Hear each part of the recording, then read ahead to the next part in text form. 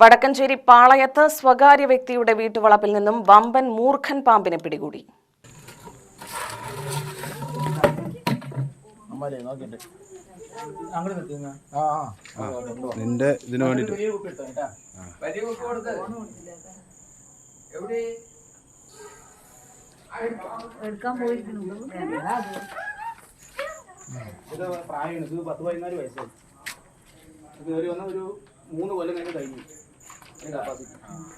കഴിഞ്ഞ ദിവസം രാത്രി 10 മണിയോടുകൂടിയാണ് പാമ്പിനെ പിടികൂടിയത്.